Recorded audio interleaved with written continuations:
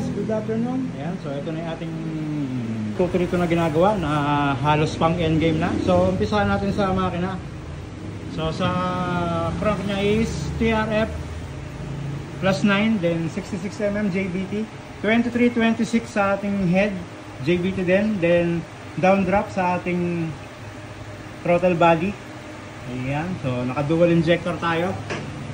So dual injector, tapos naka race module, naka A-Racer Max na ano ba tawag dito? Ignition coil. Ito yan. Yan. Tapos naka AFR module tayo. Then naka iMode 5. Response button, R button. Yeah. Susak natin.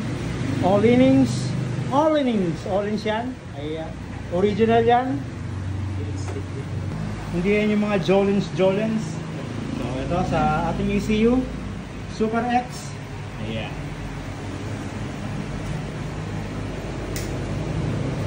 So ito ready to tune na to. Maandar na.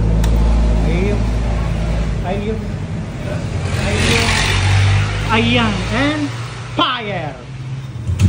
Yeah. It's alive.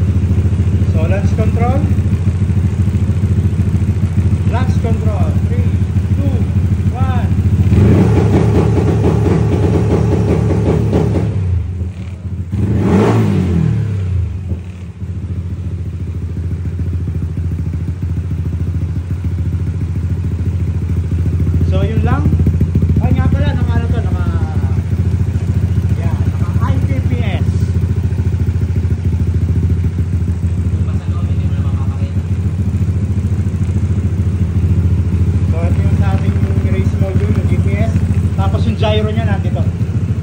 Kailangan kasi flat siya. Yeah.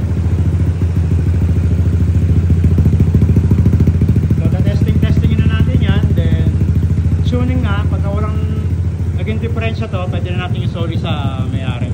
Yeah. So marami pang upgrade na gagawin dito. Papalitan pa natin ang braking system. Yeah. Tapos palit yan. Alam ko papalitan to ng ano ng Adeline. Yeah. Tapos yun. Masyadong special, so hanggang dito lang yung video ng ating 232cc na medyo endgame.